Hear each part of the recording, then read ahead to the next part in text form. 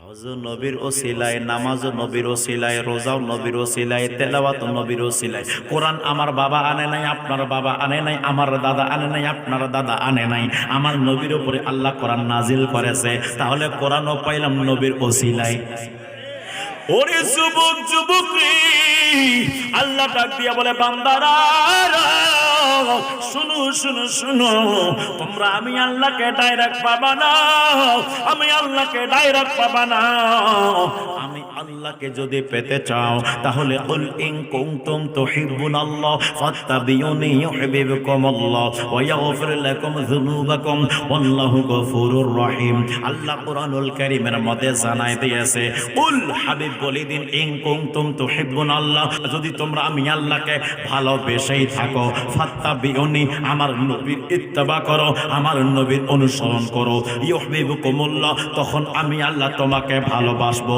আমি যদি বলি ও আমার কালীগঞ্জবাসী শোনো রাজ শোনো, আপনারা যদি আমাকে ভালোবাসতে চান তাহলে হুজুরকে আপনারা মোহাব্বত করবেন। তার মানে হুজুরকে ভালোবাসলে আমার ভালোবাসা আপনারা পেয়ে যাবেন। আমার ভালোবাসা ডাইরেক্ট পাওয়া যাবে না, আমার ভালোবাসা নিতে হলে হুজুরের মাধ্যমে নিতে হবে। কথা বলেন ঠিক কি ঠিক না?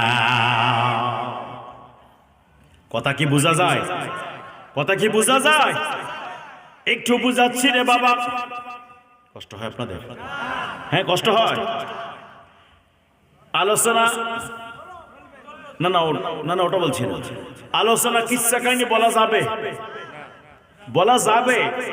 কিচ্ছা কাহিনী শুরু করলে একটা কাহিনী ধরতাম, শেষ করে চলে যাইতাম। মাগার একটা কিচ্ছা শুনে এক কিচ্ছাটাই আপনার আমাদের থাকতো।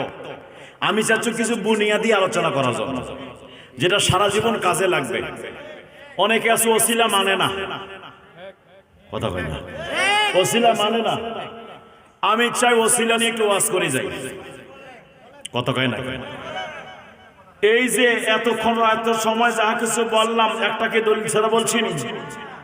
নামাজ কে আনছে? রোজা কে আনছে? হজ কে দিচ্ছে? সবই তো বললাম। দাড়ি কার? টুপি কার? হালখাল্লা কার? কই একটা তো আমার আব্বার না, একটা তো আমার আপনার দাদার না, কথা কয় না। সব কার? তো যাকে সারা তুমি চলতে পারবা না, তাকে কেমনে বলো তিনি সাধারণ মানুষ? কথা কন ঠিক কি ঠিক না? নবী মানুষ আছে কিন্তু আমাদের মতো না, কথা কন। নবী বাশার আছে কিন্তু আমাদের মতো বাশার না। আমার রাসূলে পাকের ঘাম মোবারক বের হয়, আমাদেরও ঘাম বের হয়। আমাদের ঘামে দুর্গন্ধ, আমার মায়ের নবীর ঘাম মোবারকে সুগন্ধি। ওরে যুবক, আমাদের মুখ থেকে থুতু বের হয়, আমাদের থুতু যদি আমার স্ত্রীর ভাতের প্লেটে পড়ে যায়, আমার স্ত্রী আর ভাত খাবে না। আমার নবীর থুতু যদি হযরতে জাবেরের আটার ডিক্সির মধ্যে পড়ে যায়, বরকত হয়ে যায়, বরকত হয়ে যায়। 100 কেজি আটা 400 সাহাবা খাওয়ার পরেও 100 কেজি আটা বেঁচে যায়। আমাদেরও হাত আছে, আমার নবীরও হাত মোবারক। আমি হাতের ইশারায় এই টিস্যুটা এখান থেকে এখানে আনতে পারবো না, ইশারা করে আনতে পারবো না। আমার মায়ের নবী আঙ্গুল মোবারক উঁচু করলে আসমানে চন্দ্র দুখণ্ডিত হয়ে যায়। আমার হাত থেকে পানি বের হয় না, আমার নবীর হাত মোবারক থেকে পানির ঝর্ণা বের হয়। আমার বাইরা রে, ও যুবক বাইরা, একটু গভীর মনোযোগের একান লাগাম, তাহলে পাইলাম সবকিছু নবীর জন্য। আসলাম নবীর জন্য, পাইলাম নবীর জন্য, খাচ্ছি নবীর জন্য, সবকিছু নবীর জন্য। এখন তাহলে চলুন শেষ কালটা দেখে কি হয়। শেষ কালটা যখন আপনি মারা যাবেন, মারা যাওয়ার পরে গোসল দিবে। গোসল দাও সুন্নাত তরিকায়। কিরে ওরে আমার কালীগঞ্জের মানুষরা, ও আমার লালমনিরহাটের যুবক ভাইরা, একবার চিন্তা করে দেখো না, দেখো আমার মায়ার নবীজির ওসিলা ছাড়া আমরা দুনিয়াতে থাকতে পারলাম না, চলতে পারলাম না, কোনো কিছু না। আমার মায়ের নবী, নূরের নবী, হায়াতুল নবী, জিন্দা নবীজি যেমনি ভাবে জানাজা পড়াইছেন 4 তাকবীরে, আমার ভাইরা আজ এই কালীগঞ্জে কেউ মারা গেলে 5 তাকবীরে জানাজা পড়ায়নি। তাহলে নবী যেমনে দেখাইলেন আপনি ফলো করলেন, নবী যেমনে বাতাইলেন আপনি সেটাই করলেন। ওরে আমার বন্ধুরে, ওরে আমার যুবক ভাইরা, ঠিক আছে গোসল দিলেন, জানাজা হয়ে গেল, কবরে নামার সময় বিসমিল্লাহি ওয়া আলা মিল্লাতে প্রধানমন্ত্রী মিল্লাতে রাখলাম, বিসমিল্লাহি ওয়া আলা মিল্লাতে ইমাম সাহেবের মিল্লাতে রাখলাম। না রে বন্ধু, না না, যখন আপনি কবরে যাবেন বিসমিল্লাহি ওয়া আলা মিল্লাতে রাসূলিল্লাহ, ওই জায়গায় আমার নবীর নামে রাখলো, তার নবীর মিল্লাতটাই লাগলো। আসতে নবী যাইতে নবী, কথা কোন ঠিক না, আসতে নবী যাইতে নবী। ওরে আমার বাবারা, জাহান্নাম আছে নিচে, জান্নাত আছে উপরে, জাহান্নাম নিচে, জান্নাত উপরে, কবর আছে মাটির নিচে। তাহলে নিচে যদি যান তাও নবী লাগতেছে, নবীর মিল্লাত লাগতেছে। কবরে নবীকে সিললেই জান্নাত, না সিললেই জাহান্নাম। কবরের ভিতরে 3টা প্রশ্ন করা হবে। 3 নাম্বার প্রশ্ন, মা কুনতা তাকুলু ফি হাক্কি হাযা রাজুলিন মুহাম্মাদিন সাল্লাল্লাহু তাআলা আলাইহি ওয়াসাল্লাম। ওরে যুবক ভাইরা, ওরে আমার কালীগঞ্জের বাসী, ও কালীগঞ্জবাসীরা, একবার চিন্তা করে দেখো না, ওই কবরের মধ্যে যখন যাইবা, হঠাৎ করে যখন কবরে চলে গেলা, যাওয়ার পরে তোমার কবরে 2জন ফেরেশতা চলে আসবে। আসার পর ডাক দিয়ে বলবে, মার রব্বুকা, তোমার রবকে, মান দিনুকা, তোমার দিন কি, মা কুনতা তাকুলু ফি হাক্কি হাযা রাজুলিন মুহাম্মাদিন সাল্লাল্লাহু তাআলা আলাইহি ওয়াসাল্লাম। ওখানে কয় ওয়াক্ত নামাজ পড়ছো এটা তোমারে জিগাবে না, ওখানে কয়বার কয় মাসের রোজা রাখছো ওটা তোমারে জিগাবে না, কয়বার হজ করছো ওটা আপনাদের জিগাবে না, কতবার যাকাত দিছো ওটা আপনাদের জিগাবে না, কোরআন তেলাওয়াত করছো কি করছো না ওটা আপনাদের জিগাবে না, মিথ্যা কথা বলছো না সত্য কথা বলছো এটাও জিগাবে না। ওরে আমার বাবারা, একটা কথাও জিগাবে না। ওখানে 3টা প্রশ্ন আছে, মার রব্বুকা, তোমার রবকে, মান দিনুকা, তোমার দিন কি, মা কুনতা তাকুলু ফি হাক্কি হাযা রাজুলিন মুহাম্মাদিন সাল্লাল্লাহু তাআলা আলাইহি ওয়াসাল্লাম। হাজার রাজুল, রাজুল মানে পুরুষ, হাজা মানে নিকটে, তিলকা মানে দূরে, জালিকা মানে দূরে, হাজা মানে নিকটে, হাজি মানে নিকটে, নিকটের ব্যক্তিটাকে হাজা বলা হয়, হাজিহি বলা হয়। আমার ভাইরা, হাজার রাসূল, যেই রাসূলুন মানে পুরুষ। আমার ফেরেশতারা বলবে, ও আল্লাহর বান্দা, তোমার সামনে যে মহান পুরুষটি দাঁড়িয়ে আছে, কুনতা তাকুলু, মাঝি ইস্তিমরারের সিগা, কুনতা তাকুলু, তুমি দুনিয়াতে যখন ছিলা, কালীগঞ্জের জমিনে ছিলা, এই নবী মহান ব্যক্তির ব্যাপারে তোমার ধারণা কি ছিল, তুমি কি বলতেছিলা বলো। এই জন্য রে বাবা, ওই জায়গায় নামাজ না, ওই জায়গায় রোজা নাই, ওই জায়গায় ইমানি পরীক্ষা লাগবে, ইমানি পরীক্ষা হবে। ওই কবরের মধ্যে নবীকে চিনলে জান্নাত, নবীকে না চিনলে জাহান্নাম। আমার মায়ের নবী বুখারী শরীফের মধ্যে বলে দেয়, 3 শ্রেণীর মানুষগুলো কবরের মধ্যে যাবে, ইমানদার যাবে, কাফের যাবে, মুনাফিক যাবে। আমার নবী বলে, ইমানদাররা আমি রাসূলকে চিনতে পারবে। ইমানদাররা কারা? আমার মায়ার নবীজি রাসূল পাক সাল্লাল্লাহু তাআলা আলাইহি ওয়াসাল্লাম হাদিস শরীফের মধ্যে বলে দেয়, যার অন্তরে আমি নবীর ভালোবাসা আছে তার ঈমান আছে, যার ভালোবাসা নাই তার ঈমানও নাই। কোরআনুল কারীমের মধ্যে আল্লাহ বলে দেয়, আন-নাবী আওলা বিল মুমিনিনা মিন আনফুসিহিম, মুমিনদের অন্তর জানের চেয়ে অতি নিকটে আমার নবী আছে। এই জানের চেয়ে নবীকে বেশি ভালোবাসতে হবে। আল্লাহ পাক কোরআনুল কারীমের মধ্যে বলে দেয়, লাকাদ মান্নাল্লাহু আলাল মুমিনিনা ইয বাআসা ফীহিম রাসূলা।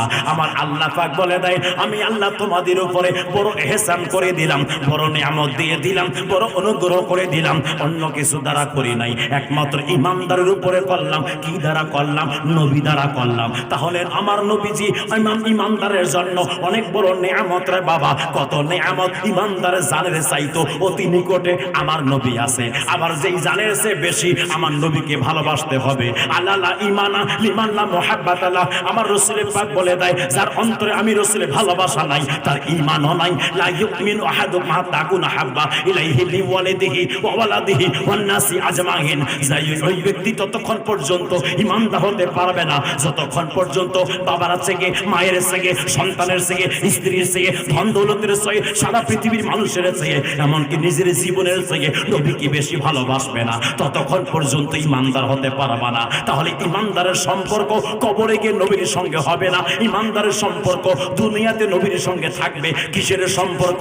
ভালোবাসার সম্পর্ক থাকবে, মুহাব্বতের সম্পর্ক থাকবে। যারা দুনিয়াতে নবীর ভালোবাসা, যারা দুনিয়াতে নবীকে মুহাব্বত করতে পারবে, যারা দুনিয়াতে আমার রাসূলকে ভালোবাসবে, তারাই একমাত্র আমার নবীকে কবরে চিনতে পারবে। আর যারা নবীকে দুনিয়াতে ভালোবাসতে পারবে না, যারা নবীর শানে গোস্তাকি করবে, যারা নবীর শানে বেয়াদবি করবে, যারা নবীকে মানবে না, যারা নবীর সাধারণ মানুষ বলে আখ্যায়িত করবে, নূরের মাটি মাটি বলে আখ্যায়িত করবে, নবী তো একজন সাধারণ মানুষ, এগুলো কথা বলে আখ্যায়িত করবে, তারা কখনো আমার নবীকে চিনতে পারবে না। দুই হাত তুলে বলেন ঠিক কি ঠিক না?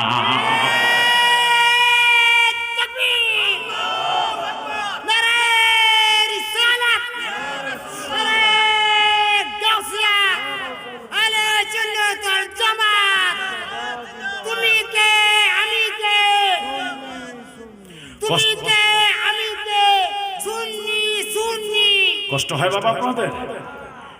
তাহলে বোঝা যায় রে বন্ধুরে, ও যুবক ভাইরা,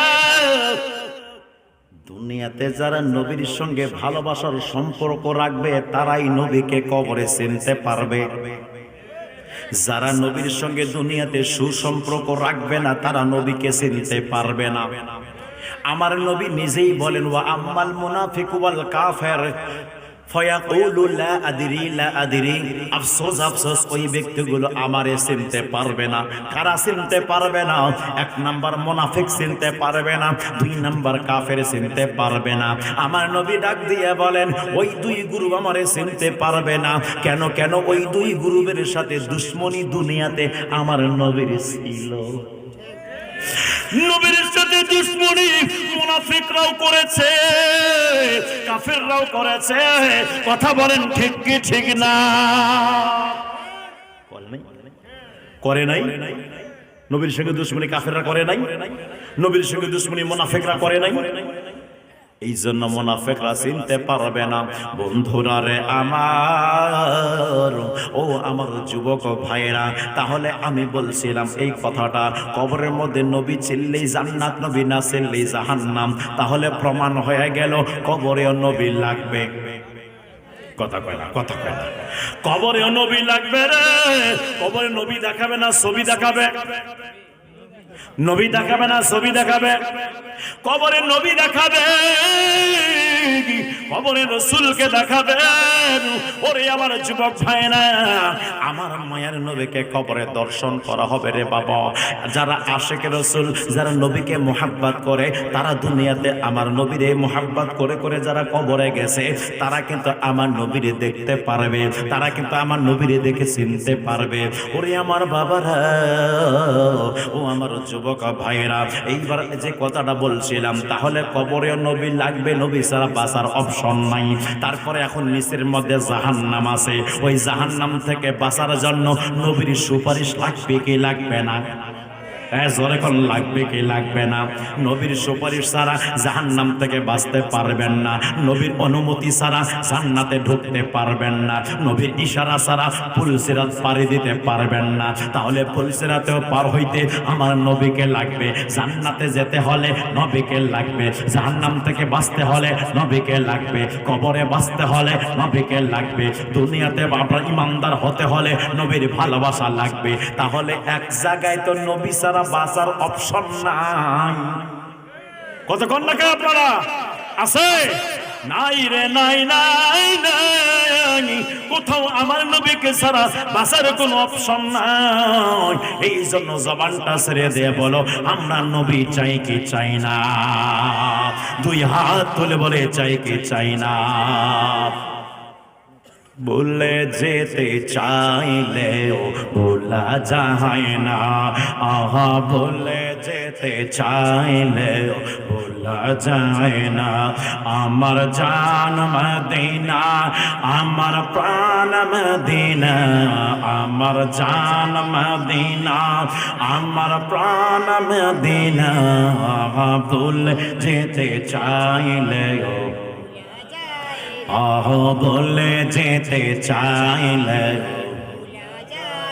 মদিনার স্মৃতিগুলো ভাবি বারে বার, কবে আমি দেখা পাব রোজা তোমার।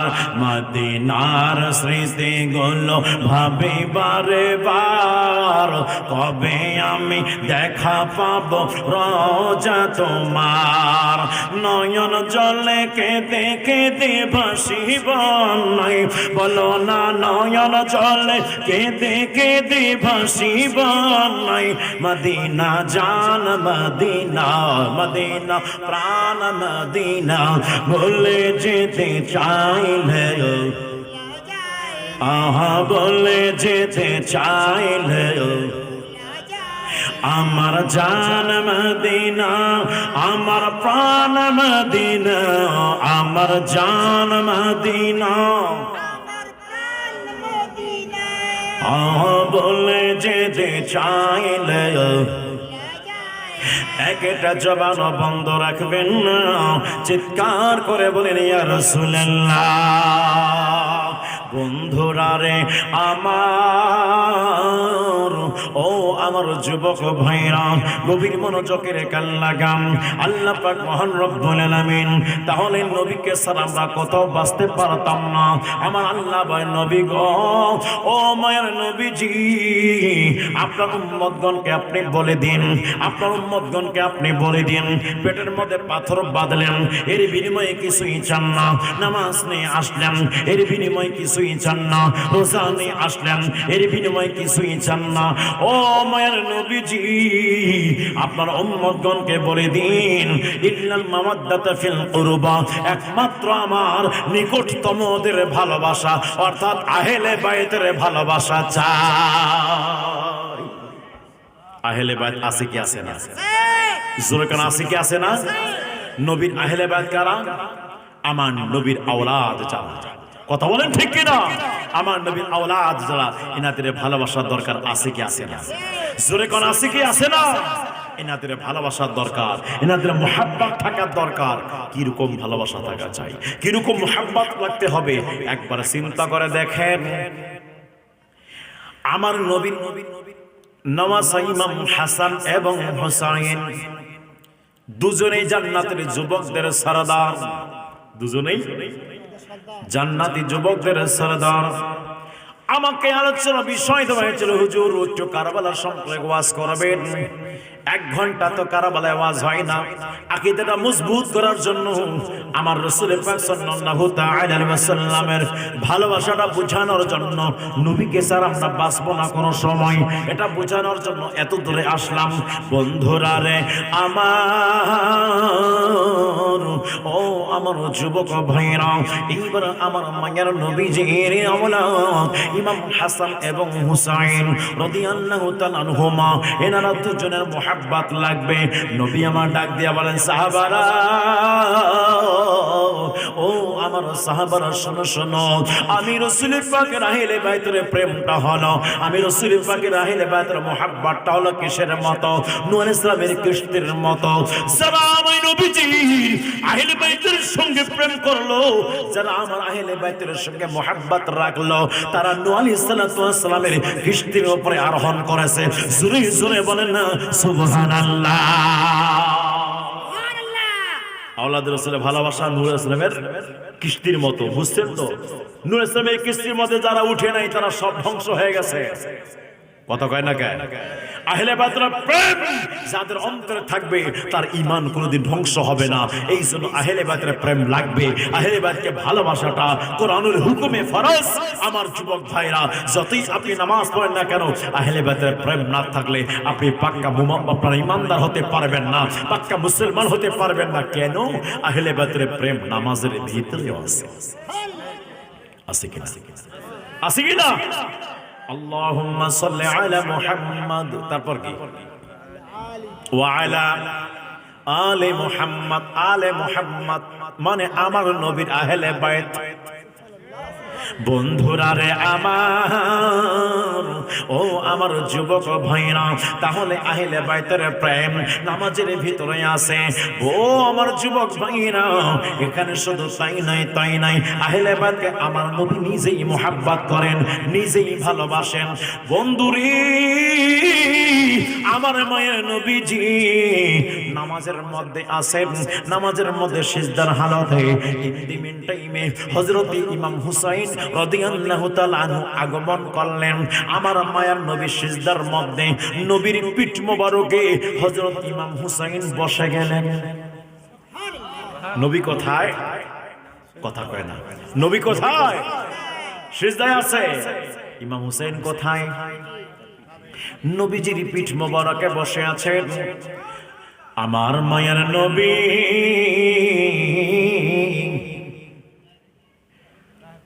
একটু গভীর মনোযোগের কান লাগান। নাউজুবিল্লাহ, নাউজুবিল্লাহ, সুবহানাল্লাহ কোন জায়গা বলতে আমরা জানি না, কিন্তু দেখো ইমাম হুসাইন আছে আমার নবীর পিঠ মোবারকে, নবী আমার নামাজের হালতে। আমার নবীজি সিজদা মোবারক লম্বা করে দেয়। একবার সুবহান রাব্বিল আলা, দুইবার হয়ে গেল, তিনবার হয়ে গেল, 10 বার হয়ে গেল, 50 বার হয়ে গেল, প্রায় 70 বার সুবহান রাব্বিল আলা পড়লেন।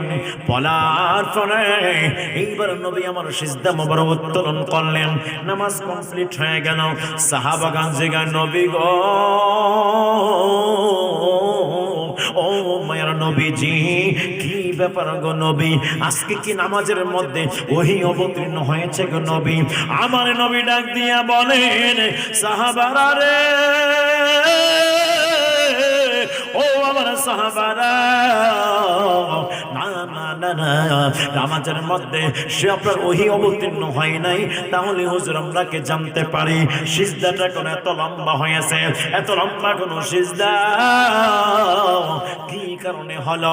আমার নবী ডাক দিয়া বলেন, সাহাবারা রে আমার, সেই মাত্র আমি সিজদার মধ্যে গেলাম, ইন্দিমিন টাইমে হযরত ইমাম হুসাইন রাদিয়াল্লাহু তাআলা আনহু আমার পিঠ মোবারকে বসে গেছেন।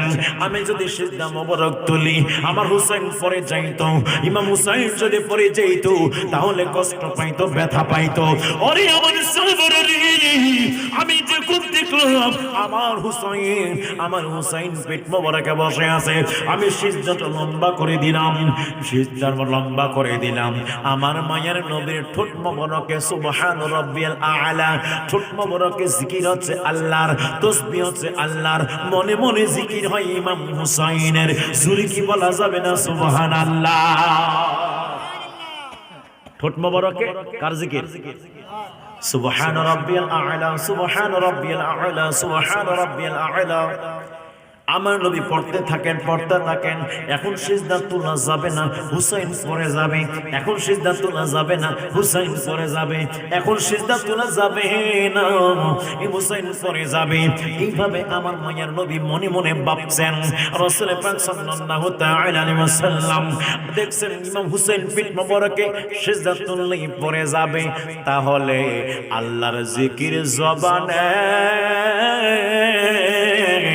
আর হুসাইনের জিকির আমার নবীর অন্তরে। কথা বলেন না কেন? রায় যুবক ভাইরা রে, ও মুরব্বী বাবাজিরা গো, পৃথিবীর কোন মানুষ, পৃথিবীর কোন ইমাম সাহেব যদি আলেমের জন্য, ইমামের জন্য, প্রধানমন্ত্রীর জন্য, রাষ্ট্রপতির জন্য, পৃথিবীর গণ্যমান্য ব্যক্তির জন্য, সবচেয়ে সর্বোচ্চ ধনী ব্যক্তির জন্য না সিজদা লম্বা করে দেয়, নামাজ লম্বা করে দেয়, নামাজ বাতিল বাতিল বাতিল, কথাগণ ঠিক না। পৃথিবীর কোন মানুষের জন্য নামাজ যদি লম্বা করা যায় তাহলে নামাজটা হবে না, বাতিল হয়ে যাবে। বন্ধুরা রে আমার, ও আমার যুবক ভাইরা, ইমাম হুসাইনের জন্য আমার নবী সিজদা মোবারক লম্বা করে দিয়েছেন।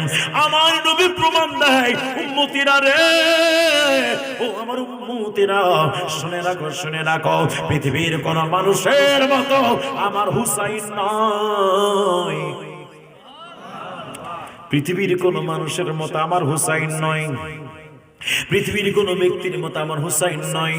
হুসেনের খেল নামাজের ভিতরে, হুসেনের খেল নামাজের বাইরে, হুসেনের খেল খুতবার ভিতরে, খুতবার মধ্যে আছে। জুমার দিন খতিব সাহেব যারা দেখবেন, আমার ভাইরা ইমাম হাসানের নাম নেন, ইমাম হুসাইন রাদিয়াল্লাহু তাআলার নাম নেন। আমার মায়ের নবী একটি হাদিস শুনে নেন। আমার নবীজি খুতবা দিচ্ছেন, একদিন মসজিদে নববীতে খুতবা দিচ্ছেন। ইমাম হাসান হুসেন ছোট্ট অবস্থায় মসজিদে নববীতে আসছেন, দেয়াল ধরে ধরে, মানে ওই সময় খেজুরের পাটি ছিল, খেজুরের চাড়াই ছিল, দেয়াল ছিল, ওই দেয়াল ধরে ধরে ধরে ধরে আসতেছেন। আমার নবী, মায়ার নবী খুতবা বন্ধ করলেন। খুতবা বন্ধ করে দিয়ে নবী আমার মেম্বার শরীফ থেকে নামলেন। মেম্বার থেকে নামার পরে ইমাম হুসাইন রাদিয়াল্লাহু তাআলা আনহুকে এইবার কোলে নিলেন। একদিকে ইমাম হুসাইনকে নিলেন, একদিকে ইমাম হাসানকে নিলেন। নেওয়ার পরে আমার নবীজি মেম্বার শরীফে উঠলেন। উঠার পর ওনাদেরকে সামনে বসালেন। বসানোর পরে আমার মায়ের নবী আবার খুতবা প্রদান করা শুরু করেছেন। তাহলে আমার নবীজি যার জন্য খুতবা বন্ধ করে দেয়, যার জন্য সিজদা লম্বা করে দেয়, বন্ধুরা রে আমার, এই আহলে বাইতের প্রেম দরকার আছে। আমার নবী এনাদের মুহাব্বত শিক্ষা দিচ্ছেন, এনাদের তাজিম শিক্ষা দিলেন, এনাদের ভালোবাসা শিক্ষা দিলেন। কেন কেন কেন? ইমাম হাসান হুসেন সাধারণ কোন আওলাদ নয় রে বাবা, এনারা আমার নবীর আওলাদের আওলাদ, আমার নবীর আহলে বাইত। আমার মায়ের নবীজি রাসূল আরবি সাল্লাল্লাহু তাআলা আলাইহি ওয়াসাল্লাম একদিন একটা কালো রঙের চাদর পরিহিত অবস্থায় আছেন। সকাল সকাল আম্মা জানা এসে সিদ্দিকা দেখলেন, নবী গো আপনার কালো চাদর মোবারক পরে কোথায় যাবেন? নবী আমার চুপ করে আছেন। ইমদিমিন টাইমে হযরতে ইমাম হাসান আসলেন। ইমাম হাসান রাদিয়াল্লাহু তাআলা আনহুকে আমার মায়ের নবী চাদরখানা প্রসারিত করলেন, ভিতরে ঢুকাই নিলেন, আবার চাদরটা ঢেকে নিলেন। একটু পরে ইমাম হাসান হুসাইন আসলেন, হুসাইনকে ঢুকাই নিলেন, আবার চাদর দিয়ে ঢাকলেন। তারপরে হযরতে সাইয়্যিদা খাতুনে জান্নাত আসলেন, খাতুনে জান্নাতে অপর দিকে ঢুকাই নিলেন, চাদর দিয়ে ঢেকে দেন। তারপরে মাওলা আলী আসলেন, মাওলা আলীকে চাদরের মধ্যে ঢুকাই দিলেন। দেওয়ার পরে এইবার নবী আমার চাদর দিয়ে ঢেকে দেওয়ার পরে আল্লাহর কাছে দুখানা হাত তুলে সূরাতুল আহজাবের মধ্যে একটা আয়াতে কারিমা আছে। আমার ভাইরা ওই আয়াতে কারিমা আমার মায়ার নবী আল্লাহর কাছে পাঠ করে বলে, আল্লাহ ইনারা হলো আমার আহলে বাইত, এনারা হলো আমার আহলে বাইত। সমস্ত অপবিত্রতা এনাদের থেকে দূর করে দাও, এনাদের থেকে দূর করে দাও, এনাদেরকে অতি পরিচ্ছন্নতা দান করে দাও। রায়ের যুবক ভাইরা, পৃথিবীর জমিনে যত খাতুনরা আছে প্রত্যেক খাতুনের হায়াস নেফাজ আছে। পৃথিবীর জমিনে এমন কোন খাতুন আছে যেন বাচ্চা হওয়ার পরেও নামাজ আদায় করেছেন? অন্য কেউ নয়, হযরতে সাইয়্যিদা খাতুনে জান্নাত রাদিয়াল্লাহু তাআলা আনহা। আমার বাইনা এনার সন্তান ভূমিষ্ঠ হওয়ার পরেও জীবনে এক ওয়াক্ত নামাজ কাজা নাই। মা ফাতেমা সাইয়্যিদা খাতুনে জান্নাত রাদিয়াল্লাহু তাআলা আনহার চিৎকার করে বলেন না সুবহানাল্লাহ।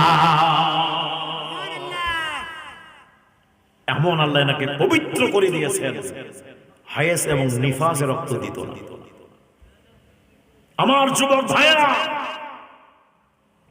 সেই সাইয়্যিদা খাতুনে জান্নাত, আমার মা বোন খাতুনে জান্নাত কত কষ্ট করে জীবন যাপন করেছে। আসুন আপনারা এই বিলাসিতা জীবন পেয়ে রবকে ভুলে গেলে চলবে না। একটা কথা মনে রাখবেন, এখন মারা গেলে আপনার গায়ে যত প্রকারের কাপড় আছে সব কেটে কেটে বের করবে। সাদা মার্কিন কাপড় পরে আপনাকে কবরে নিয়ে যাবে। কি নিয়ে যাবেন আপনি একবার চিন্তা করেছেন? গভীর মনোযোগ। কষ্ট হয় আপনাদের? কষ্ট হয়? সামনে যাব না? সামনে যাব আরেকটু। কারবালার ময়দানে, আসলে কারবালার সূচনাটা বলতে হবে। ভূমিকাটা যদি না বুঝেন আপনারা বুঝবেন। আমি 1 মিনিটের ভূমিকা বলে দিচ্ছি। 1 মিনিট। আসলে কারবালা ঘটনা শুরু কোথা থেকে হয়েছে? কারবালা ঘটনা কি কারবালা থেকে শুরু হয়েছে? না না না, হযরত মাওলা আলী এবং হযরত আমির মুআবিয়া রাদিয়াল্লাহু তাআলা ওখান থেকে শুরু হয়। হযরত আমির মুআবিয়া রাদিয়াল্লাহু তাআলা, হযরত আমির মুআবিয়া রাদিয়াল্লাহু তাআলা সাহাবী রাসূল জলিল কদর, ওহী কাতিবেনাকে বলা হয়। আমার নবীর কাছে ওহী আসতো, হযরত আমির মুআবিয়া রাদিয়াল্লাহু তাআলা আনহু তিনি লিখতেন। জোরে কন্না সুবহানাল্লাহ। হযরত আমির মুআবিয়ার পুত্র হলো ইয়াজিদ। কথা বুঝে আসছে? হযরত নূহ ইসলাম নবী ছেলে কি? তাহলে কেনানের কারণে কি বাবার সাথে বেয়াদবি করবেন? এখন ইয়াজিদের কারণে কি তার বাবার সাথে বেয়াদবি করবেন? খবরদার, সাবধান। প্রত্যেক সাহাবী জান্নাতি, প্রত্যেক সাহাবী জান্নাতি। যাই হোক, যখন মাওলা আলী রাদিয়াল্লাহু তাআলাকে শহীদ করে দেওয়া হলো, মাওলা আলী রাদিয়াল্লাহু পরে খেলাফতে আসলেন হযরত ইমাম হাসান। ইমাম হাসান খেলাফতে আসলেন। ইমাম হাসান রাদিয়াল্লাহু তাআলা খেলাফতি 6 মাস করেছেন। নোট করবেন, ইমাম হাসান খেলাফতি 6 মাস করেছেন। 6 মাস করার পর মুসলমানদের 2টা দল হয়ে গেল। একটা দল হযরত ইমাম হাসানের দিকে, আর একটা দল হলো হযরত আমির মুআবিয়া রাদিয়াল্লাহু তাআলার দিকে। তো এই 2 দলে প্রায় একটু দল যখন বিভক্ত হয়ে গেল, দেখতেছে একটু মুসলমানদের মধ্যে ওই যে নেতায় নেতায় ঠিক থাকে, আর চেলায় চেলায় মারদাম শুরু হয়। হয় কি না? নেতায় নেতা সব ঠিক আছে, কিন্তু নিচে যায় এনার ভক্ত এনার ভক্ত, সংঘর্ষ হবে মানে ভাব চলে আসলো। ইমাম হাসান রাদিয়াল্লাহু তাআলা আনহু মাওলা হযরত আমির মুআবিয়া রাদিয়াল্লাহু তাআলাকে ডাক দিলেন, আমির মুআবিয়া এদিকে আসেন, আমি আজ থেকে গদি ছেড়ে দিচ্ছি। জোরে কন্না সুবহানাল্লাহ। আজ থেকে আমি গদি ছেড়ে দিচ্ছি। এই গদিতে এখন আপনি বসবেন, তবে এই গদিতে আপনি ততদিন থাকবেন যতদিন আপনার হায়াত আছে। আপনি ইন্তেকাল করার পর গদি অটোমেটিক আমার কাছে চলে আসবে। আর আপনার আগে যদি আমি ইন্তেকাল করে যাই, আমার ছোট ভাই হুসাইনের কাছে যাবে। এদিকে হযরত আমির মুআবিয়া রাদিয়াল্লাহু তাআলা আস্তে আস্তে জয়ীব হয়ে যাচ্ছে। কিছু মার্কা মারা লোক থাকে না যে কানের মন্ত্র দিয়ে বেড়ায়, এইরকম মুনাফিক টাইপের লোক আছে না? এইরকম ব্যক্তিগুলো ইয়াজিদের কানে কান মন্ত্র দেওয়া শুরু করলো। ইয়াজিদ, তোমার আব্বা তো জয়ীব হয়ে গেছে, তোমার আব্বা মারা গেলে সিংহাসনে বসবে কে? বলে কেন, আমি আমার বাবার গদি আমি বসবো? বলে না, এটা সম্ভব না। চুক্তি হয়েছে ইমাম হাসানের সঙ্গে। কিসের চুক্তি? বলে তোমার আব্বা মারা গেলে ওই গদি অটোমেটিক চলে যাবে তোমার হযরত ইমাম হাসানের কাছে। বলে তাই নাকি? বলে ইমাম হাসান যদি না থাকে, বলে ওটাও লেখা আছে ইমাম হুসাইনের কাছে চলে যাবে, তোমার কাছে কোনোদিন আসবে না। বলে এটা আমি কোনোদিন হতেই দিব না। কিভাবে? বলে এখন ইমাম হাসানকে মারতে হবে। এই শুরু হয়ে গেল। 20 দ্বারা জাহার দ্বারা ওনাকে শহীদ করে দিয়েছে। আমার যুবক ভাইরা, এখান থেকে শুরু হয়ে গেল ইমাম হাসান রাদিয়াল্লাহু তাআলা আনহুকে 20 পান করা হয়, ইন্তেকাল করাবেন, শহীদ করে দিবেন হযরত ইমাম হাসান রাদিয়াল্লাহু তাআলা আনহুকে। এইবার 20 পান করাইলেন। আমার বন্ধুরে, যেই মাত্র 20 পান করলেন, ব্যথা যখন শুরু হয়ে গেল, এক মুহূর্ত দেরি করল না, দেরি না করে, এক মুহূর্ত দেরি না করে আমার মায়ার নবীজির রওজা মোবারকে চলে যান। জোরে কোন সুবহানাল্লাহ। ইমাম হাসান রাদিয়াল্লাহু তাআলা আনহু আমার নবীর রওজা মুবারকে গিয়ে ডাক দিয়া বলেন, আলা জান আমারে বাঁচান। আমার মায়ার নবীজি রওজা মুবারক থেকে ট্রিটমেন্ট করে দিলেন, সুস্থ হয়ে গেল। এইভাবে একবার হলো বেঁচে গেল, দ্বিতীয়বার আবার দিয়ে দিল। আবার নানাজার রওজা মুবারকে আসলো, আসার পরে আবার আমার নবীজি ট্রিটমেন্ট করে দেন, আবার ঠিক হয়ে যায়। তৃতীয়বারে শুধু বিষ দেয় নাই, কাঁচ গুঁড়া করে করে দুধের সঙ্গে জাহার মিলাই দিয়ে ওনারে পান করে দেওয়া হয়েছে। যে দিক দিয়ে গিয়েছে কলিজাটা স্বর্ণ প্রাচূর্ণ বিচূর্ণ হয়ে গেছে, ক্ষতবিক্ষত হয়ে গেছে, হাঁটার শক্তি ছিল না। বাইরে কয়ও একবার শুনি কে তোমারে খাওয়াইছে জহর, রসুলের পানি রে। ভাইরে আমার সোনার চন্দ্রমণি, আকাশ কান্দে বাতাস কান্দে, কান্দে দরিয়ার পানি।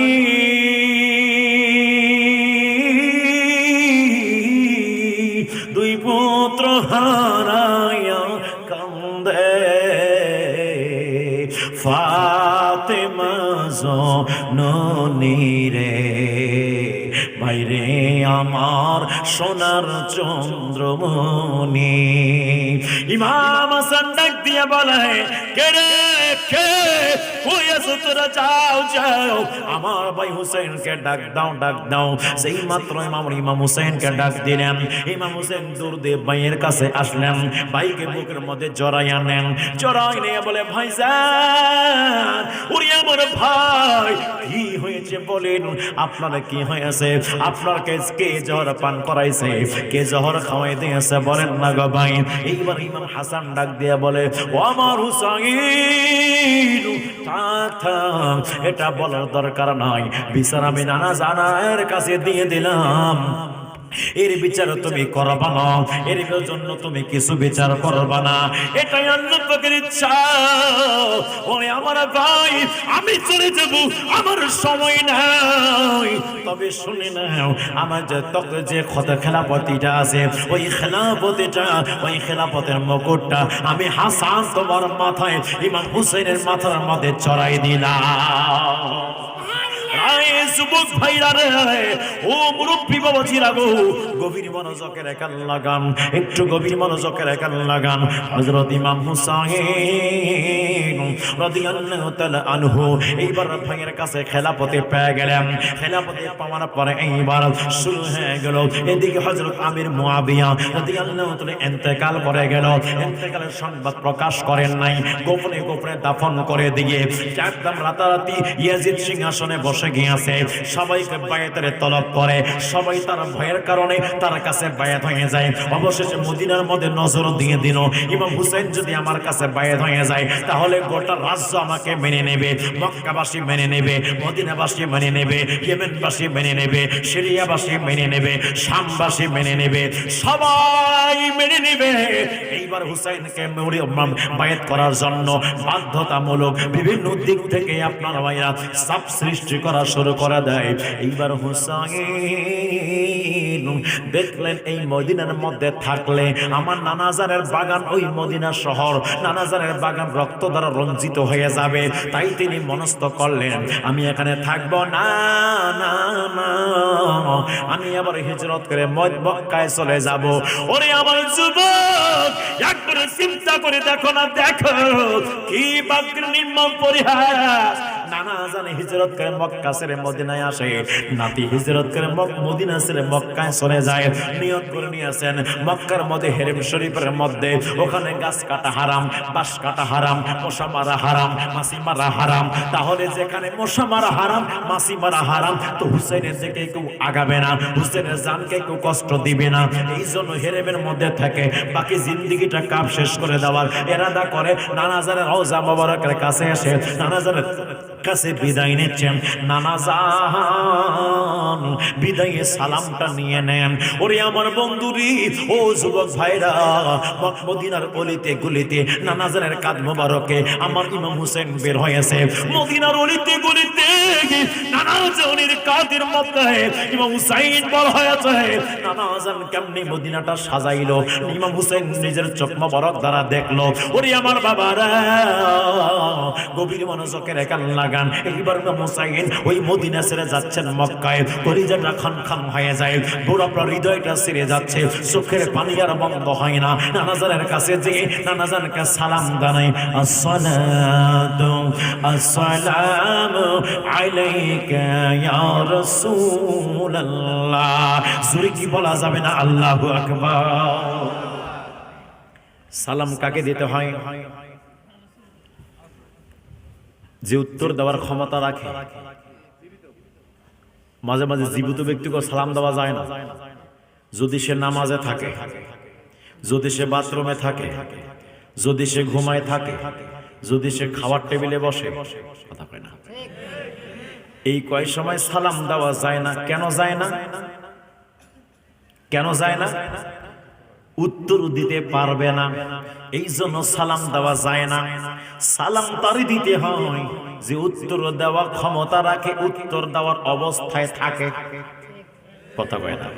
রায় যুবক ভাইরা আমার, ইমাম হুসাইন আমার নবীকে বেশি চিনে না বর্তমান সমাজের মোল্লারা বেশি চিনে? কথা কয় না। নোট করবেন, নোট করবেন কথাটা। ইমাম হুসাইনের মতো পৃথিবীর মধ্যে কেউ চিনতে পারছেনি। কথা কয় না, পারছেনি। ইমাম হুসেনের চাইতে বেশি চিনছেন ইমাম হাসান। ইমাম হাসানের চাইতে বেশি চিনছেন ওনার আব্বাজান। ওনার আব্বাজানের চাইতে বেশি চিনছেন হযরত ওসমান জুনুরাইন। ওনার চাইতে বেশি চিনছেন হযরত ফারুকে আজম। ওনার চাইতে বেশি চিনছেন হযরত আবু বকর সিদ্দিক রাদিয়াল্লাহু তাআলা আনহু। এই জন্য আফজালুল বাশার বা'দাল আম্বিয়া বিত্তাহকিক আমিরুল মুমিনিন হযরত আবু বকর সিদ্দিক নবীগণের পরে, রাসূলগণের পরে মানুষের মধ্যে সবচেয়ে শ্রেষ্ঠ আবু বকর রাদিয়াল্লাহু তাআলা আনহু। আবু বকর সিদ্দিক মাওলা আলীরও বড়, আবু বকর সিদ্দিক উমর ফারুক আজমেরও বড়, আমার আবু বকর সিদ্দিক ইমাম হাসান হুসাইনের চাইতে বড়। কথা কয় না। রাজবাক ও মুরব্বি বাবাজিরা গো, গভীর মনোযোগের কান লাগা। আমার মায়ের নবী যখন পর্দা করে গেলেন, নবীর রওজা মুবারকে যখন ওফাত হয়ে গেল, ওনাকে যখন ওখানে দাফনের কাজ সমাপ্ত করা হলো, সিদ্দিক আকবর মাঝে মাঝে নবীর কাছে যে সালাম দিয়ে আমার নবীর সঙ্গে কথা বলতে। আবু বকরের কাছে আমার নবী জিন্দা, ফারুকে আজমের কাছে আমার নবী জিন্দা, ওসমান জুনুনের কাছে আমার নবী জিন্দা, হযরত মাওলা আলীর কাছে আমার নবী জিন্দা, ইমাম হাসানের কাছে আমার নবী জিন্দা, ইমাম হুসাইনের কাছে আমার নবী জিন্দা। ইমাম হাসান বিষ খাইলো, বিষের ট্রিটমেন্ট করার জন্য ডাক্তারের কাছে যাই নাই, তার নানা জানের দরবারে গিয়েছে, নানা জানের রওজা মোবারকে গিয়েছে। ওখানে গিয়ে নানা জান আমারে বিষ পান করা হয়েছে, ট্রিটমেন্ট করে দেন। নানা জান রওজা থেকে ট্রিটমেন্ট করাইতে পারলেন। তাহলে বুঝা যায় ইমাম হাসান প্রমাণ করলো আমার নানা শুধু জিন্দা না, আমার নানা ট্রিটমেন্ট করানোর ক্ষমতা রাখে। কথা বলেন ঠিক কি ঠিক না?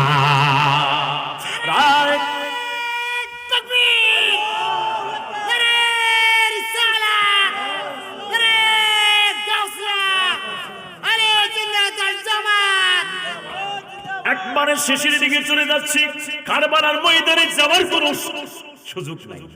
আছে এক রাতে আপনার মানে সারা রাত যদি করে তারপর আসে যাবে না। কিন্তু আমার ভাইরা, কারবালার ময়দানে রেখে আমি চলে যাব আপনাদেরকে। যদি থাকে নসিবে আপনি আগামী বছর আসিবে, বলবেন হুজুর যেখানে চাইছেন ওখান থেকে শুরু করবেন। কথা কয় না?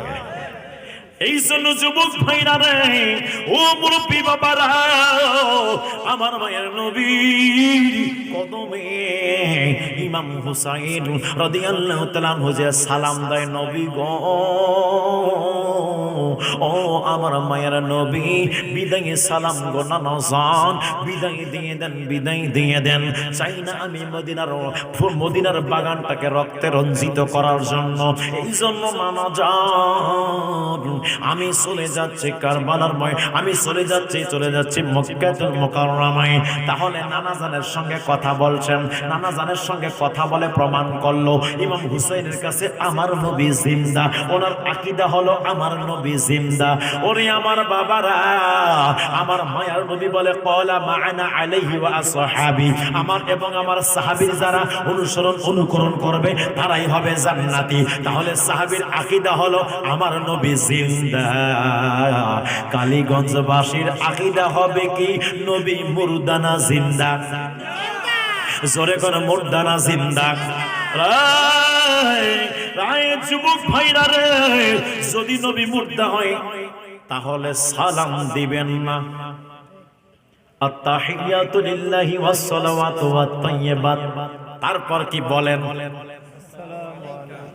আসসালামু আলাইকা আইয়ুহান নাবিয়্যু ওয়া রাহমাতুল্লাহি ওয়া বারাকাতুহু। সালাম তো আমার আব্বাকে দেন নাই, আমার আব্বাকে সালাম দিলে আপনার নামাজ হবে না, আপনার বাবাকে সালাম দিলে নামাজ হবে না, আপনার দাদাকে সালাম দিলে নামাজ হবে না।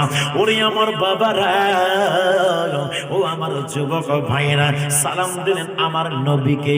কি রে, নামাজের মধ্যে নবীর সালাম, নামাজি আল্লাহর সালাম নাই না, আল্লাহ পাকে ওয়াজিবি হলো সালাম দেওয়া নবীজিকে।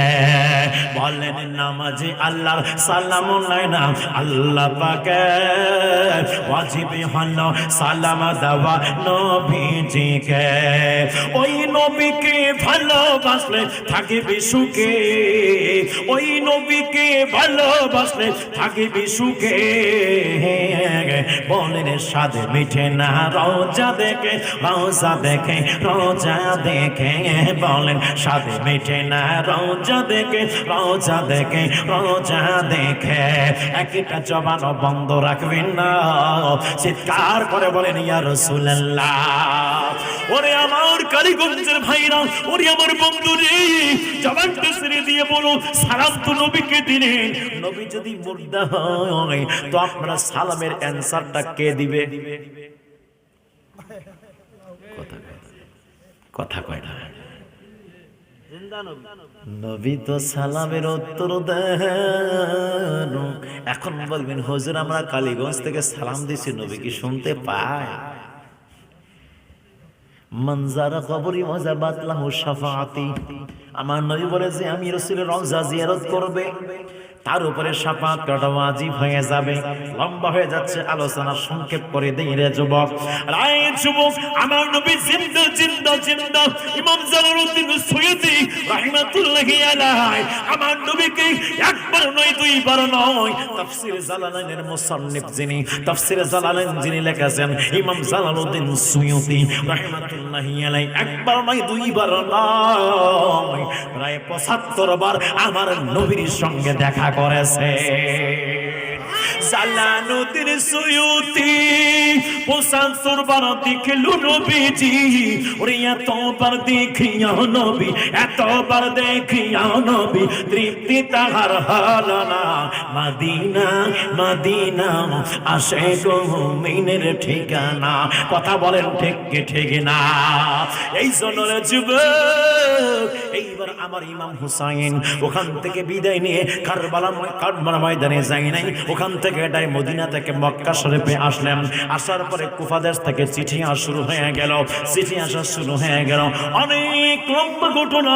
ওরে আমার বাবারা, একটা দুইটা চিঠি নয় রে বাবা, কিতাবের মধ্যে আসছে ৬০০ চিঠি, প্রায় ১৪০০ চিঠি, প্রায় ১৫০ চিঠি। রাওয়ায়াত ভিন্ন ভিন্ন আছে।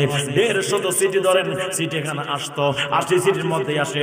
চিঠির মধ্যে লেখা কি ছিল জানেন? হুসাইন, আমরা আপনার আব্বাজানের ভক্ত, আমরা আপনার আব্বাজানের আশেক, আমরা আপনার আব্বাজানের দিওয়ানা। আপনি আসেন, আমরা আপনার হাতে বায়াত গ্রহণ করব। আর যদি আপনি না আসেন তাহলে বাধ্য হয়ে আমরা ইয়াজিদের কাছে বায়াত গ্রহণ করব, ইয়াজিদের কাছে বায়াত হব জীবনটাকে বাঁচার জন্য। যদি না হই উনি আমাদেরকে মেরে ফেলবে, এই জন্য বাধ্যতামূলক ইয়াজিদের কাছে বায়াত গ্রহণ করতে হবে। আমরা জানি ইয়াজিদ একটি ফাজিল লোক, ইয়াজিদ একটি খারাপ লোক, ইয়াজিদ একটি ফাসিক লোক। ওই ফাসিক ব্যক্তির হাতে বায়াত গ্রহণ করলে আল্লাহর দরবারে আমাদেরকে জবাবদিহি করতে হবে। আল্লাহ যখন জিজ্ঞাসা করবে, কি রে তোমরা কেন ইয়াজিদের হাতে বায়াত গ্রহণ করেছো, এক বাক্যে সবাই আমরা বলবো, আল্লাহ এটার দায় আমরা না, এটার দায় আপনার নবীর নওয়াসা ইমাম হুসাইন।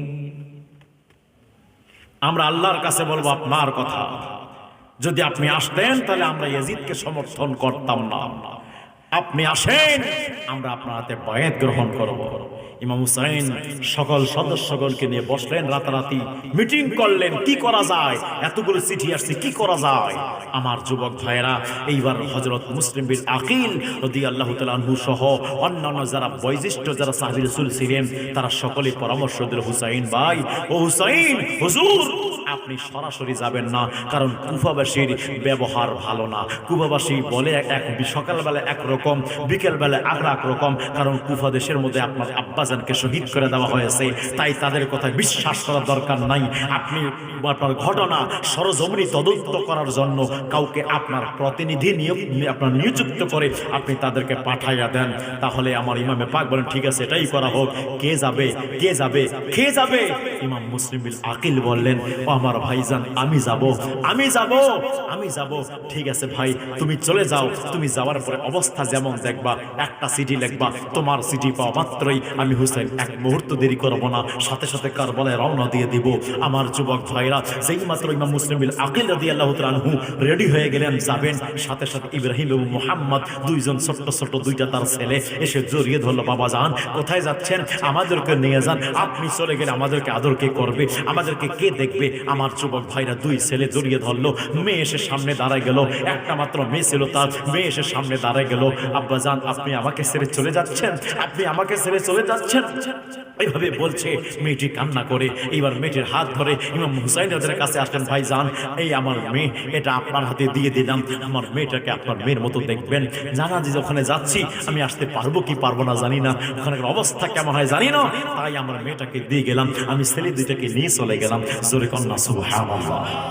আমার যুবক ভাইরা, ও মুরব্বী বাবাজিরা গো, গভীর বড় চোখের কান্না গাও।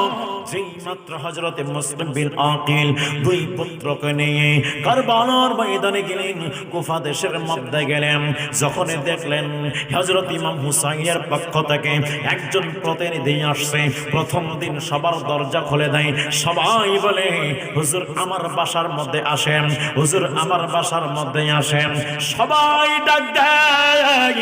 প্রথম দিনে ভাবে বায়াত হলো, দ্বিতীয় দিন বায়াত হয়ে গেল, 3 দিনের মধ্যে প্রায় 40,000 কুফাবাসী হযরত মুসলিম বিন আকিলের হাতে বায়াত গ্রহণ করেছে। কত? 40,000।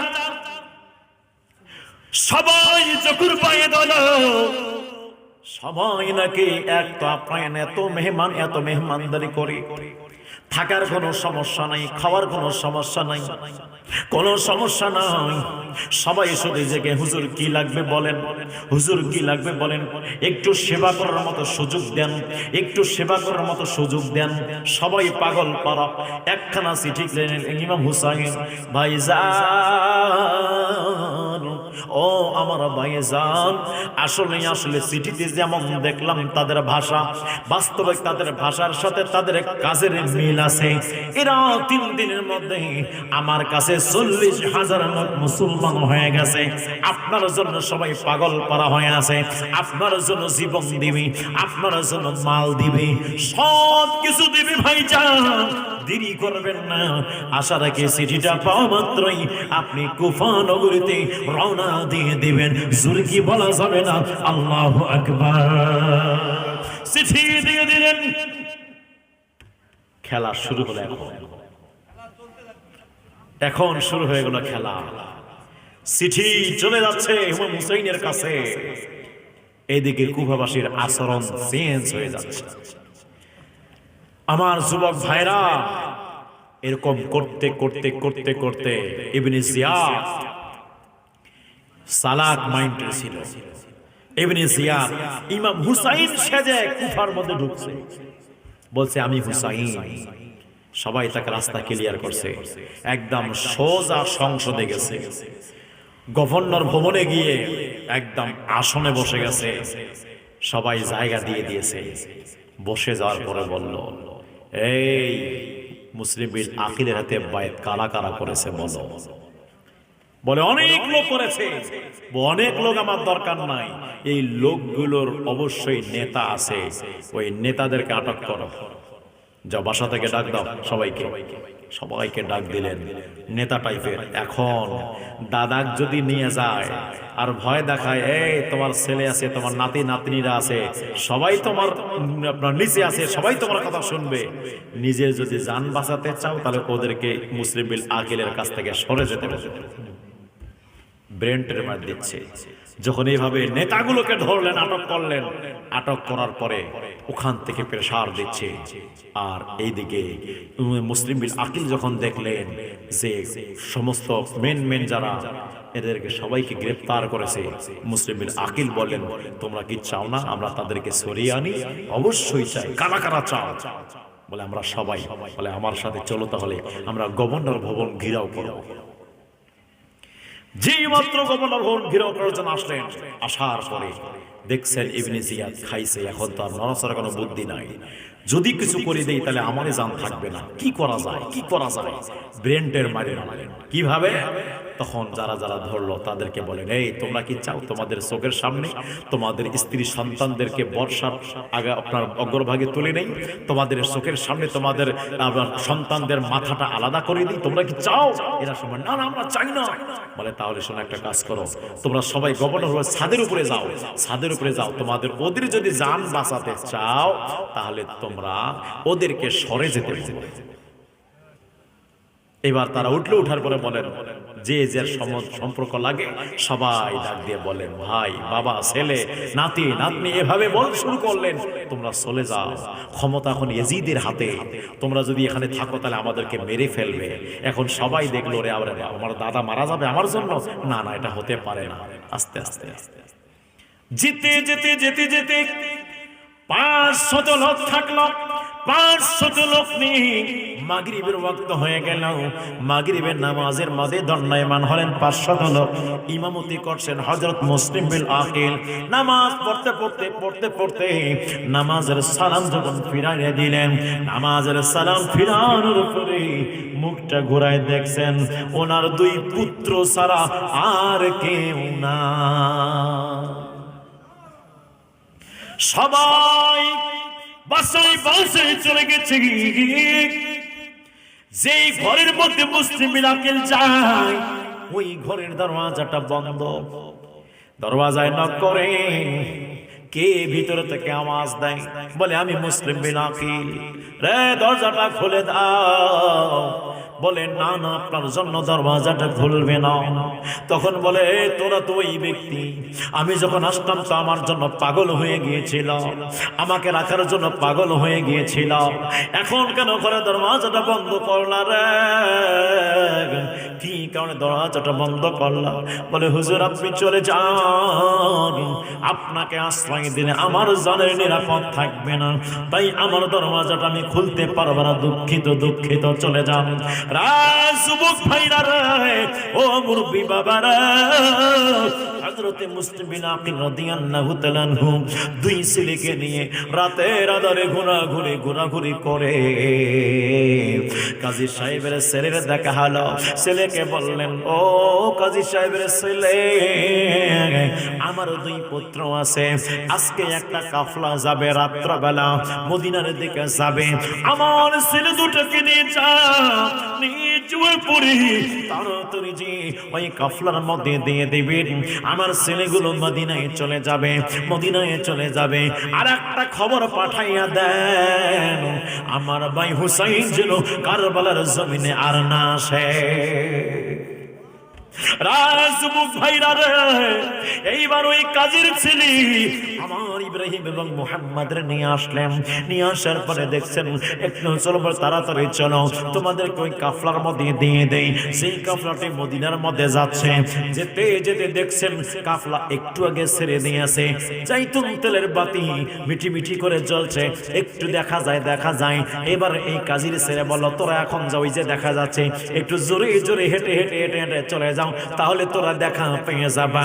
ওরে আমার বাবারা, ও যুবক ভাইরা রে, হাঁটতে হাঁটতে হাঁটতে হাঁটতে ছোট মানুষ কত যাবে আস্তে আস্তে আস্তে আস্তে করে, আর আলো দেখা যায় না। ছোট ভাই হাঁটতে পারে না, পায়ের মধ্যে ফোড়া হয়ে গেল, রক্ত ঝরতেছে। ছোট ভাই ডাক দিয়ে বলে, ভাইজান, ও আমার ভাইজান, আমার পা থেকে রক্ত ঝরে ভাই, আমি আর হাঁটতে পারি না, আমি আর চলতে পারি না। বড় ভাই ডাক দিয়া বলে, ভাই রে, একটু চেষ্টা করো না, একটু চেষ্টা করো না। এইবার চলতে চলতে আর কিছু দেখা যায় না, কাফলাটি হারাই ফেললেন। সারা রাত চলে, চলতে পারে না। ছোট ভাইয়ের পা থেকে ফোড়া বের হয়েছে, রক্ত বের হয়। অবশেষে বড় ভাইটা কোনো মতো নিয়ে আস্তে আস্তে করে হাঁটতেছে, আর হাঁটা যায় না।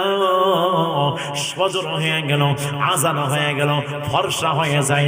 লুকানোর জন্য মাঝখানে একটু জায়গা পাইলেন, একটি গাছ বাগান পাইলেন। ওই গাছ বাগানের ভিতরে একটা গাছের গোড়ার মধ্যে বসে রইলেন।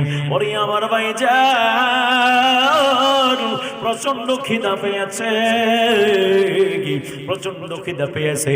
এইভাবে ছোট ভাই বলে আর কান্না করে, ভাই, পা থেকে রক্ত বের হয়, ব্যথা হয়, এখন আমাদের কি হবে?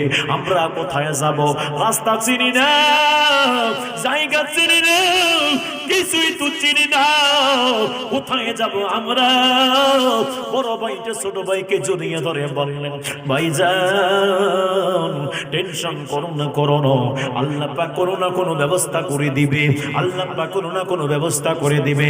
ওরে আমার বন্ধুরি, ও যুবক ভাইরা, এইবার একজন হারেসের বউ তিনি আসছেন পানি নেওয়ার জন্য, নদীতে পানি নেওয়ার জন্য আসছেন। দেখছেন যে মাত্র পানির ভিতরে পাত্রটা ঢুকাবে, টাইমে গাছের চাপা পানির মধ্যে গাছের ছায়া দেখা যায়। গাছের ছায়ার মধ্যে ফটফটা চাঁদের নাই দুটা চেহারাওয়ালা সুন্দর দুটি শিশু বসে আছে। বড্ড মায়া লেগে গেল। লেগে যাওয়ার পরে বলে, বাবারা, তোমরা কারা রে, কারা তোমরা, কারা?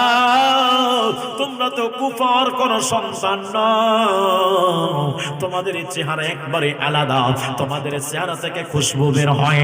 রায় যুবক ভাইরা রে, এইবার ওই মহিলা ডাক দিয়ে বলেন, কি করো এখানে, কোথায় যাবা তোরা? এইবার হযরত ইব্রাহিম মুহাম্মদ রাদিয়াল্লাহু তাআলা আনহু ডাক দিয়ে বললেন, মা, যাওয়ার কোনো জায়গা নয়, যাইতাম রাস্তা হারিয়ে ফেলেছি। কোথায় যাইতেন? বলে মদিনার মধ্যে যাইতাম। তাহলে রাস্তা হারালেন কেমনে? বলে কাফরার সঙ্গে কাফরাকে ধরা পাই নাই, কাফরা আগেই চলে গিয়েছে। কে তোরা?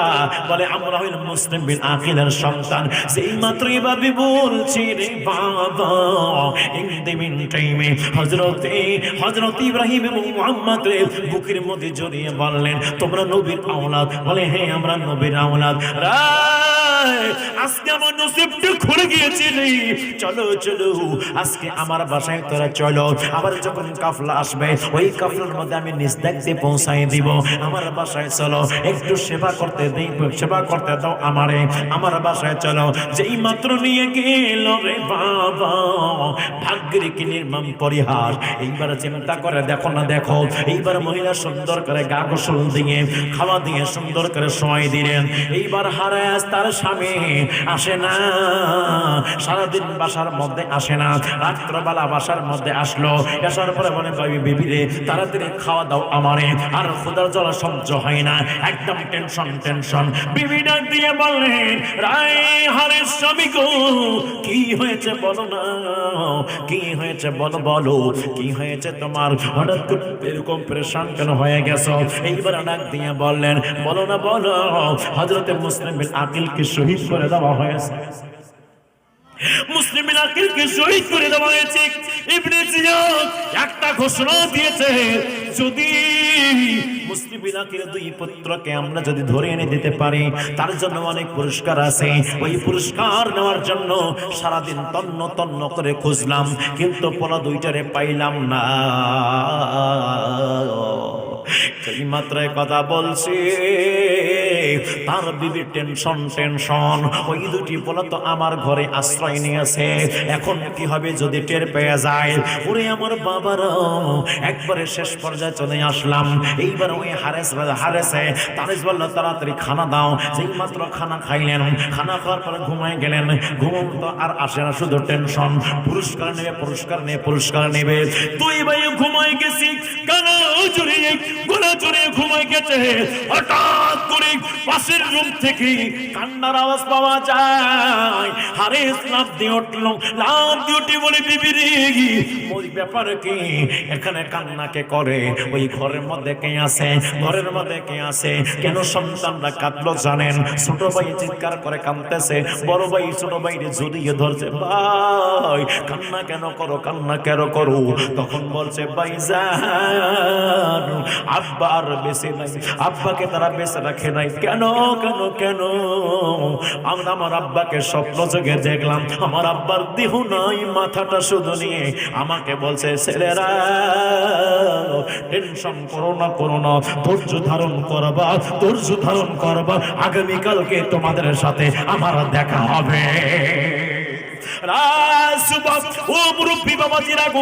গভীর মনোযোগের কাল লাগা, এই কারবালার আলোচনা করা যায় না রে বাবা।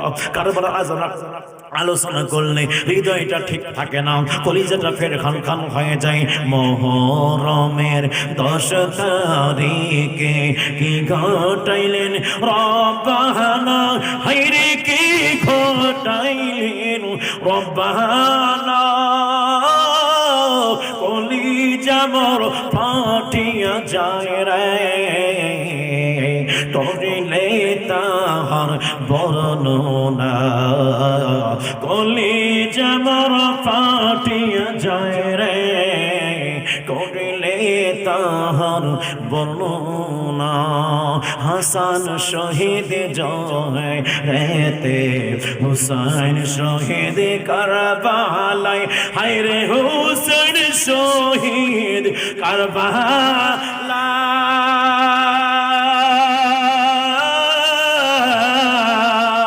জয়নাল আবদিন বন্দির হইল ইয়াজিদের জেলখানায়। জয়নাল আবদিন বন্দির হইল ইয়াজিদের জেলখানায়। কথা বলেন ঠিক ঠিক না? একটা জবানও বন্ধ রাখবেন না, মন থেকে বলেন কেমন লাগছে। এই জবানটা ছেড়ে দেবেন, কেমন লাগছে? আহলে বাইতের প্রেম যাদের অন্তরে নাই তারা আসলে মুসলমান নয়। কথা বলেন ঠিক ঠিক না? আহলে বাইতের প্রেম চাই কি চাই না? এই জোরে কোন চাই কি চাই না? আহলে বাইতের প্রেম রাখবেন। ওরে আমার বাবারা, ওরে আমার যুবক ভাইরা, তাই আলোচনা এখানে আমি ইতি করে দিচ্ছি, আর সামনে যাচ্ছি না। যদি আগামী বছর নসিবে থাকে এখান থেকে শুরু করে কারবালার ময়দানে চলে যাব। কেমনে কারবালার যে ময়দানের মধ্যে যুদ্ধ শুরু হয়ে গেল, কিভাবে শাহাদত বরণ করলো আমার ইমামে পাক ইমাম হুসাইন রাদিয়াল্লাহু তাআলা আনহু। শাহাদত বরণ করার পরে ইয়াজিদের আক্রমণ বন্ধ হয় নাই। ইয়াজিদরা মসজিদ নববীতে 3 দিন পর্যন্ত গাধা বেঁধে রেখেছিল, ঘোড়া বেঁধে রেখেছিল, গরু বেঁধে রেখেছিল, পায়খানা প্রস্রাব করাইছে। জাফরান কাবা শরীফের গিলাফটা আগুন লাগায় পুরাই ফেলেছে। কেমনে পড়লো? 10,000 সৈন্য, 10,000 সাহাবী রাসূলকে একদম গরু যেমনে জব করে তেমনে জব করে দিয়েছে। রায় যুবক ভাইরা রে, ও মুরব্বী বাবারা, ওই সময় সাহাবী রাসূলের এক একটা দাড়ি টেনে টেনে আপনারা তুলে দিচ্ছিল। যে কাজগুলো, এইরকম কাজগুলো যে ব্যক্তি করেছে এরা কোনোদিন মুসলমান হতে পারে না। কথা বলেন ঠিক ঠিক না? বর্তমান সমাজে ইয়াজিদের যারা দালালি করে, ইয়াজিদকে যারা ভালো বলে, আমরাও তাদেরকে মুসলমান মনে করি না। কথা বলেন ঠিক ঠিক না? কথা বলে ঠিক না? আমরাও তাদেরকে মুসলমান মনে করি না। ইয়াজিদকে যারা রহমতুল্লাহ বলে, এরা কখনো মুসলমান হতে পারে না। কথা বলেন ঠিক কিনা? আমরা নবীর উম্মত, আমাদের মুখে আমার নবীর আওলাদের প্রশংসা চলবে। আমার নবীর আওলাদকে যারা শহীদ করে দিয়েছে তাদের তো প্রশংসা আমাদের মুখে মানায় না। কথা বলেন ঠিক কিনা? এটাই হলো বাস্তবতা, এটাই হলো চিরসত্যতা।